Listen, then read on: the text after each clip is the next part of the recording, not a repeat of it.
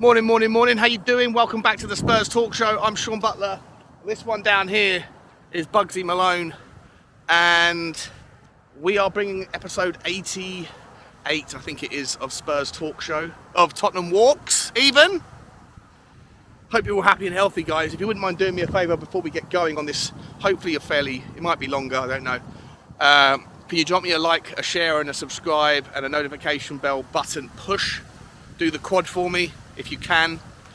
It really helps the algorithm get pushed out to other Tottenham fans deep in the recesses of the internet that haven't yet stumbled across me, and they may or may not like it, may or may not join the conversation, which is something that happened in crazy amounts yesterday. That video I dropped about whether I'm Conte in or Conte out, or Levy in and Levy out, it had more comments than any other video I've ever done, I believe. And I'm very grateful. There was loads of people that I hadn't seen or heard from before who were joining the conversation, and to me it was quite an eye-opening set of responses. I know that the sample size, my channel's tiny and the sample size should be just dismissed as irrelevant. However, given the context of what was being said, I feel like maybe there was a silent majority emerging that until recently have been reluctant to say how they're feeling for fear of putting their head above the parapet and then getting it blown off by a sniper who has a vocal response to an unpopular opinion in their mind, but is actually more popular than they would give credit to. I was expecting it to be a lot of people saying, Sean, you're crazy, saying that Conte's not the right guy for the job anymore, and that it's you, Sean, like people like you who don't prioritise trophies. And there was one or two people in the comments that were saying that. One person specifically blamed me for Tottenham's trophy drought. He said, Sean, it's your fault that we haven't won a trophy in the last 15 years or whatever it is, which is, quite remarkable. But to each their own. But the vast majority of people were in alignment that they don't know whether the ends justifies the means, whether or not, if this is the football that it takes to maybe win a trophy, not to guarantee to win a trophy, but to maybe win a trophy, then is it worth it? When you don't get to lift a trophy every week, you get to watch your team play twice a week though, and is it enjoyable? No. Is it fun? Is it exciting? Is it the way that Tottenham have always played in the past or tried to play in the past? Definitely not.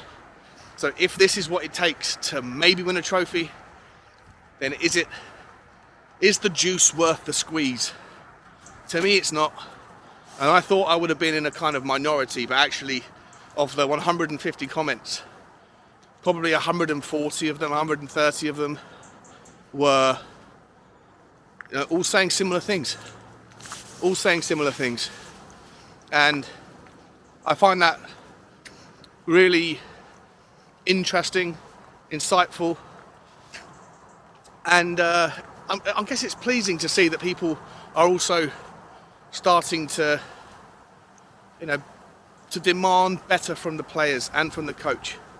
Now, whether or not we get the tools in January for Conte that he needs to be able to strengthen the back line, time will tell. We hope that he will, if he's around.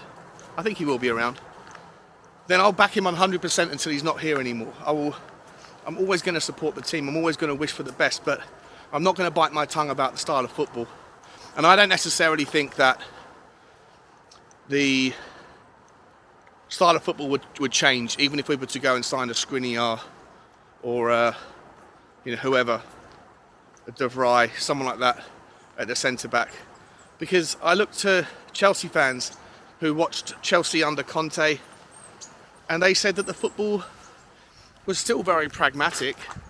It was better than what Tottenham put together, but most of the time they tolerated it because they got to see the likes of Eden Hazard play such beautiful football at the peak of his career.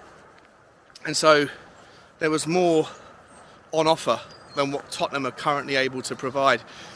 And it leads me to think whether or not does this style of football irritate or suit some of the players in the team.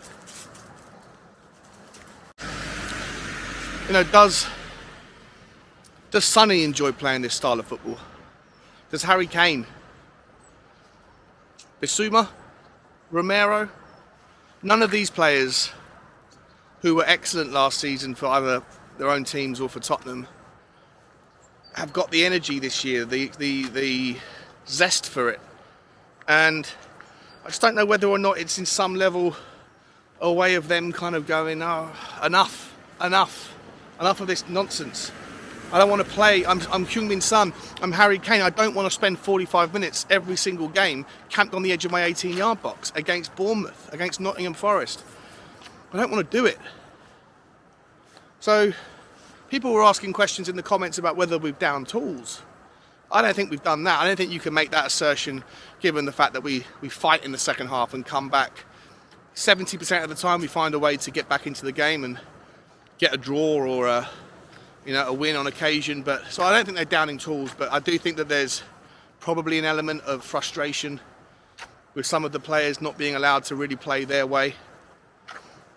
Which then leads me to the question that I want to leave you guys with today, which is whether or not do you still think there's an alignment, an arrangement in your mind that if Conte doesn't sign a new contract, then Kane leaves? We've all said this for months and months and months, that if Conte stays, Kane stays. If Conte goes, Kane goes.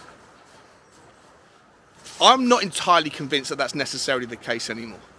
It might well still be, because Kane might be of the mindset that some of the fans are, that if Conte leaves, then where do you go? It's downhill. There's no better manager available out there than Conte. So he might be in that camp.